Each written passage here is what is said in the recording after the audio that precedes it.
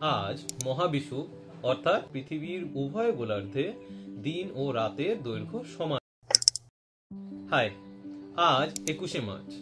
আজ মহাবিষুব অর্থাৎ spring equinox, একে ভার্নাল ইকুইনক্স নামেও জানা হয়।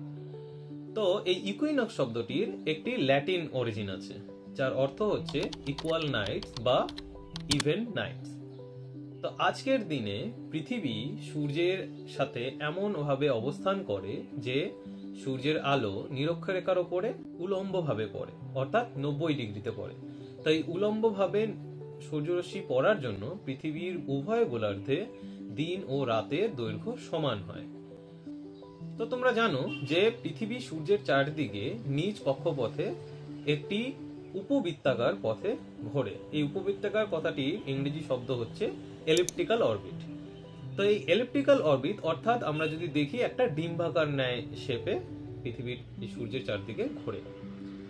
যখন পৃথিবী সূর্যের কক্ষপথে ঘুরতে ঘুরতে এমন একটি অবস্থায় এসে পৌঁছায় যেখানে সূর্যের আলো পৃথিবীর নিরক্ষরেখার ওপরে উলম্বভাবে পড়ে এবং যে ছায়াবৃত্তটি আছে, ছায়াবৃত্তটি উভয় মেরুকে স্পর্শ করে।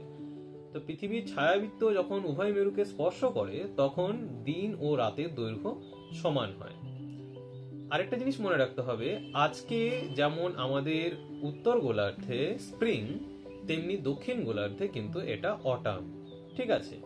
তো একইভাবে এই একই ঘটনা আবার ঘটে সেপ্টেম্বর মাসে। 23শে সেপ্টেম্বর যখন হয় তখন সূর্যের আলো আবার নিরক্ষরেখার ওপরে উলম্বভাবে পড়ে এবং তখন আমরা সেটাকে বলি অটাম ইকুইনক্স। এই অটামনাল ইকুইনক্স এই কারণে বলি তখন উত্তর গোলার্ধে অটাম থাকে, আর এখন উত্তর গোলার্ধে স্প্রিং, তাই এখন এই সময়টাকে আমরা স্প্রিং ইকুইনক্স বলি।